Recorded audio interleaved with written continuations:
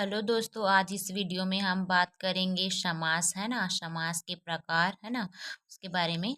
तो समास क्या होता है दोस्तों? समास का अर्थ होता है संक्षिप्त करना, है, या फिर इसमें क्या होता है, पदों का मेल होता है। तो समास जो है वो अर्थ के आधार पे 6 प्रकार के होते हैं, है ना। तो अर्थ के आधार पे 6 प्रकार के होते हैं और प्रयोग के आधार पे ये होते हैं 4 प्रकार के। तो अर्थ के आधार पर 6 प्रकार के तो कौन कौन से, थोड़ा सा समझते हैं।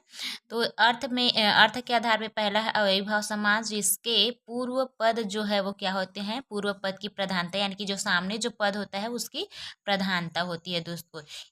इसको जो है आगे और अच्छे से समझेंगे। तत्पुरुष समास, इसमें उत्तर पद की प्रधानता होती है ना। कर्मधारय समास, इसमें भी उत्तर पद की समानता बोल डाली, प्रधानता होती है। द्विगु समास, इसमें भी उत्तर पद की प्रधानता होती है। तो देखिए यहाँ पे तत्पुरुष समास, कर्मधारय समास और द्विगु समास, इसमें उत्तर पद की प्रधानता होती है ना। द्वंद्व समास और बहुव्रीहि समास, तो द्वंद्व समास में जो दोनों पद होते हैं उनकी प्रधानता होती है, और बहुव्रीहि समास में दोनों पद को छोड़कर अन्य जो पद होते हैं उसकी प्रधानता होती है। यानी कि बहुव्रीहि समास जो होता है वो एक विशेष अर्थ को बताने वाले के लिए होता है ना।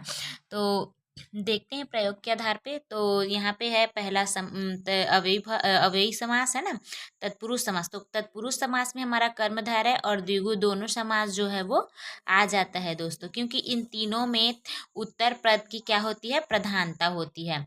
हमारा द्वंद्व समास और हमारा बहुव्रीहि समास, ये था हमारे प्रयोग के आधार पर इसके 4 प्रकार। तो अब चलिए देखते हैं इसको एक एक करके इसके उदाहरण के साथ। तो अव्ययीभाव समास, इसमें प्रथम पद जो होता है वो क्या होता है, अवयव होता है। अवयव यानी कि ऐसे पद जिस पर लिंग वचन कारक का कोई भी प्रभाव नहीं पड़ता। अब देखो क्या है, एक अवयव है, क्या इसमें लिंग का प्रभाव पड़ेगा? नहीं पड़ेगा, ना ही लिंग का पड़ेगा, ना कारक का, ना ही वचन का। तो इसकी पहचान क्या है दोस्तों? आ रहेगा, यथा रहेगा, प्रति, अनु, हर, भर, बे और हम। तो आ से क्या है, आजीवन। यथा से यथाशक्ति। प्रति से प्रतिदिन, है ना। अनु से क्या हो जाएगा, अनुप्रयोग, है ना। हर से हमराज, हमदम। भर से भरपेट। बे से बेशक, बेवजह, है ना। तो ये सब किस में आएगा, हमारे अव्ययी भाव समास में आएगा। तो उदाहरण आप देख ही रहे हैं, इसको नोट डाउन करते चलिए। इसके साथ ही दोस्तों इसमें रिपीट होने वाले शब्द भी, जिसमें रिपीट होने वाले शब्द हैं वो किस में आ जाते हैं, हमारे अव्ययी भाव समास में। तो सामान्य अर्थ में क्या होता है, अव्ययी भाव, है ना। तो देखते हैं, गली गली, दिनों दिन, गांव गांव, घर घर। तो इस प्रकार का जब सेंटेंस आ जाए, शब्द आ जाए, तो उसमें कौन सा समास होता है, अव्ययी भाव समास होता है। और यहीं पे थोड़ा सा समझते हैं बहुव्रीहि समास को। अगर वाद विवाद का आता है ना दोस्तों, तो बहुव्रीहि समास होता है। जैसे कि मारा मारी है, बाता बाती है, धक्का मुक्की है, कहा सुनी है, खींचातानी है। इस प्रकार के जो शब्द होते हैं ना, उसमें बहुव्रीहि समास होता है। ठीक है। अब देखते हैं कर्मधारय समास। तो सभी तो कारक जानते ही होंगे, है ना। तो इसमें आप देख ही रहे हैं कि हमारे कितने कारक होते हैं, कर्ता कारक, कर्म कारक, है ना। तो इस प्रकार से 1 2 3 4 5 6 7 8 8 कारक होते हैं दोस्तों। इसमें से जो हमारा पहला और लास्ट, इन कर्ता कारक और संबोधन कारक को छोड़कर जो कारक बीच में बसते हैं हमारे 6, इनके ही क्या बनते हैं, तत्पुरुष समास। यानी कि तत्पुरुष समास के कितने भेद, 6 भेद होते हैं दोस्तों। कर्म तत्पुरुष समास, तो कर्म में क्या होता है, कर्म को, तो जहाँ पे को का संबोधन होता है वहाँ पे हमारा कर्म तत्पुरुष समास हो जाता है। जैसे कि रथ चालक, रथ को चालने वाला। जेब कतरा, जेब को काटने वाला। तो इस प्रकार से आप जब सेंटेंस को अच्छे से उसका क्या बोल सकते हैं, अर्थ निकाल के आप पढ़ोगे ना दोस्तों, तो इसको आप बहुत अच्छे तरीके से समझ जाओगे। उसके बाद है करण कारक। तो करण कारक में क्या होता है दोस्तों, से या फिर के द्वारा, है ना, से या फिर के द्वारा। तो दुख ग्रस्त, यानी कि दुख से ग्रस्त। और है इसमें रेखा अंकित, रेखा से अंकित। उदाहरण आप देख ही रहे हैं, है ना। अब बढ़ते हैं आगे संप्रदान संप्रदाय कारक की ओर। तो संप्रदान में क्या है, देने का भाव आता है, प्रदान यानी कि देने का भाव। तो जिस सेंटेंस में देने का भाव आता है वहां पे हमारा संप्रदान तत्पुरुष समास होता है। जैसे कि प्रयोगशाला, तो हम प्रयोगशाला से क्या आ रहा है, प्रयोग के लिए शाला। स्नान घर, स्नान के लिए घर, है ना। तो इस प्रकार से हमारा जो सेंटेंस आता है वो किस में आता है, संप्रदान तत्पुरुष समास। ठीक है। चौथा है अपादान तत्पुरुष समास। अपादान यानी कि अलग होने का भाव जहाँ पे आता है ना, जैसे कि हम लोग 7वीं 8वीं में रहते थे तो मोस्टली यही मतलब उदाहरण दिया जाता था कि हिमालय से गंगा निकलती है, तो इसमें कौन सा कारक है ऐसा पूछा जाता था। तो जहाँ से अलग होने, है ना, पृथक होने का जो भाव प्रकट होता है वहाँ पे क्या होता है, अपदान तत्पुरुष समास या फिर अपदान कारक। तो अपदान तत्पुरुष, जैसे कि ऋण से मुक्त, तो ऋण से मुक्त हो रहा है यानी कि अलग होने का भाव हो रहा है। गुण से हीन, गुण से हीन यानी कि अलग हो रहा है ना, कि उसमें गुण नहीं है ऐसा। अब है संबंध तत्पुरुष समास, तो इसमें संबंध को बताता है। राजपुत्र, राजा का पुत्र। पराधीन, पर के अधीन, यानी कि संबंध को बता रहा है कि वो उससे कैसे संबंध है ना, संबंधित है। उसके बाद है अधिकरण तत्पुरुष समास। तो अधिकरण में क्या होता है, मैं पर, है ना, अधिकरण में मैं पर। तो शरणागत, शरण में आया हुआ। स्नेह मग्न, स्नेह में मग्न। आप बीती यानी कि स्वयं पर बीती। तो जहाँ पे मैं, है ना, पर, में और पर का भाव अगर आता है ना, तो वहाँ पे क्या है, हमारा अधिकरण तत्पुरुष समास। इसके अलावा एक अन्य भी होता है जिसे नंज तत्पुरुष समास कहते हैं, जिसमें नकारात्मक शब्द क्या है, प्रकट होता है। जैसे कि अधर्म, अकर्म, अशिष्ट, नालायक, नाबालिग, गैर। यहाँ पे न जो है वो सामने, कई सेंटेंस ऐसा रहता है ना कि न उसमें जुड़ा रहेगा, तो इस प्रकार का जो शब्द रहता है ना उसमें नंज तत्पुरुष समास रहता है दोस्तों। ये जो है ना इसमें। अब देखते हैं आगे हमारा कर्मधारय समास। तो कर्मधारय समास में क्या होता है, इसमें विशेषण और विशेष्य होते हैं, उपमेय या उपमान होते हैं। तो यहाँ पे जैसे कि लाल कपड़ा है, लाल अपने आप में क्या बता रहा है, विशेषण को बता रहा है, किसकी, कपड़ा की, है ना। तो यहाँ पे कपड़ा जो है वो क्या है, विशेष्य हो जाएगा, और लाल क्या है, कलर। तो जिसकी विशेषता बताई जाती है वो हमारा क्या है, विशेष्य हो जाता है ना। उसी प्रकार से चंद्रमुख, तो मुख क्या हो जाएगा, यहाँ पे उपमेय हो जाता है, और चंद्र जिससे उसकी तुलना कर रहे हैं वो हमारा उपमान हो जाता है।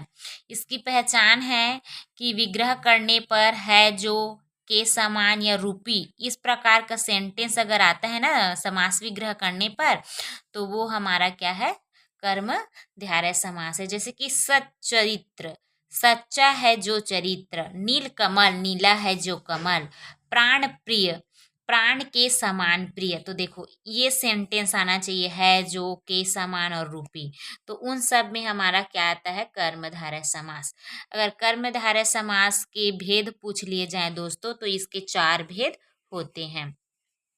अब बारी आती है हमारे द्विगु समास की। तो द्विगु समास में क्या होता है कि इसमें हमारा प्रथम पद जो है वो संख्यावाचक होता है ना, और विग्रह करने पर समूह का बोध होता है। जैसे कि चौराहा, 4 राहों का समूह। तो यहाँ पे हम विग्रह कर रहे हैं तो समूह की भाव आ रही है ना, तो यहाँ पे हमारा द्विगु समास होता है। ये बहुत ही आसान है इसको समझना दोस्तों। तो आप देख ही रहे हैं उदाहरण क्या क्या है।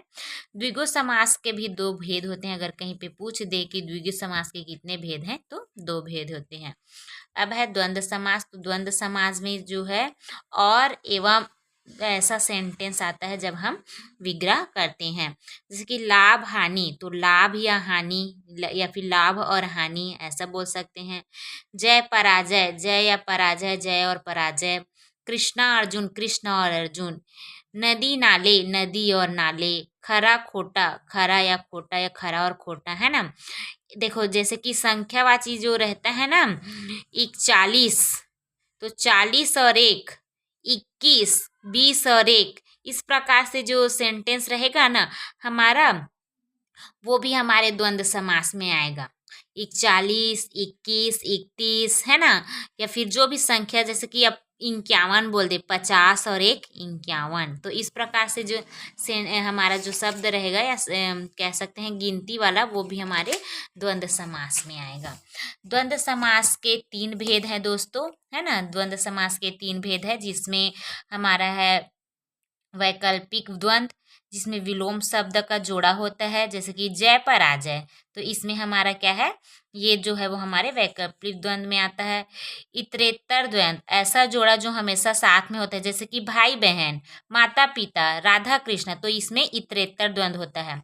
समाहार द्वंद्व, तो इसमें अन्य भाव को क्या करता है, अन्य अर्थ देता है, जैसे कि अन्न जल, तो अन्न जल कहना मतलब एक अलग, क्या कह सकते हैं, अलग भाव को प्रकट कर रहा है। दाना पानी, धन दौलत, दाल रोटी, है ना, दाल रोटी यानी कि ये भोजन की बात कर रहे हैं। तो इस प्रकार से इसमें समाहार द्वंद्व हो गया। अब आता है बहुब्रीहि समास। इसमें क्या होता है, इसकी पहचान, इसमें है जिसका, इस प्रकार का मतलब वो आता है सेंटेंस, जब उसका विग्रह करते हैं तो यह विशेष अर्थ को प्रकट करता है। यह पर्यायवाची शब्द भी रहता है ना, इसमें वाद विवाद का भी भाव प्रकट होता है।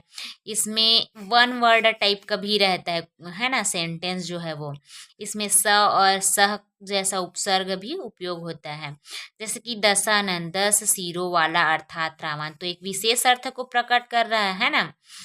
मृत्युंजय, जितेंद्रिय, पंकज, निशाचर, निशाचर यानी कि रात में घूमने वाला, ऐसा भी बोल सकते हैं, है ना। अर्थात राक्षस लोग, है ना, निशाचर में वही लोग आते हैं, राक्षस लोग। गिरधर है, त्रिलोचन है, तो इस प्रकार से ये सब है। त्रिलोचन यानी कि 3 लोचन वाला, 3 आँखों वाला हमारे शिव जी, है ना। तो इस प्रकार से इसका क्या होता है, समास विग्रह, है ना। बहुब्रीहि समास के भेद देखते हैं। बहुब्रीहि समास के 4 भेद हैं। व्यधिकरण बहुब्रीहि, जिसमें कुछ धारण किया हुआ ऐसा टाइप का, व्यधिकरण यानी कि धारण करने की भावना। चक्रपाणी, वीणापाणी, शूलपाणी, चंद्रमौली, किसी प्रकार से धारण करने वाला भाव रहेगा, जैसे कि वीणा पाणी यानी कि माँ सरस्वती वीणा धारण करी रहती है ना। चक्रपाणी यानी कि हमारे विष्णु भगवान जी है। तो इस प्रकार से ये हमारे व्यधिकरण बहुब्रीहि में आते हैं। तुल्य योग्य या फिर सह बहुब्रीहि समास, इसमें स और सह जैसा जो उपसर्ग है वो रहता है, जैसे कि सह परिवार, सहयोग, सहपाठी, सकुशल, तो इसमें हमारा तुल्य बहुब्रीहि समास होता है। उसके बाद है व्यतिहार बहुब्रीहि समास, इसमें वाद विवाद आता है, धक्का मुक्की, मारा मारी, बाता बाती, ये सब हमारे व्यतिहार बहुब्रीहि समास में आता है। उसके बाद है समाधीन बहुब्रीहि समास, इसमें अन्य सभी उदाहरण यानी कि जो इससे डिफरेंट है, जैसे कि जितेंद्रिय, जितेंद्रिय माने इंद्रियों को जीतने वाला, है ना। तो इस प्रकार से हमारा समास जो है वो क्या होता है दोस्तों, कंप्लीट होता है। इसमें एक और समास होता है जिसको ये कभी कभी पूछ देते हैं, है ना, अलुक तत्पुरुष समास। तो इसमें क्या रहता है, एक ये कभी कभी एग्जाम में पूछा गया है, तो स्थिरता का इसमें भाव होता है, जैसे कि युधिष्ठिर यानी कि युद्ध में स्थिर, तो युधिष्ठिर जो होता है वो क्या यहाँ पे स्थिरता की भाव बता रही है। वसुंधरा, है ना, खेचर, बृहस्पति, तो इस प्रकार से इसमें क्या होता है, अलुक तत्पुरुष समास होता है। तो मिलते हैं दोस्तों अब नेक्स्ट वीडियो में, है ना, तब तक बने रहिए आप लोग। ये जो हिंदी व्याकरण का सीरीज़ है वो आगे भी चलता रहेगा। आप मुझे सपोर्ट कीजिए ताकि मैं और नए वीडियो ला सकूं।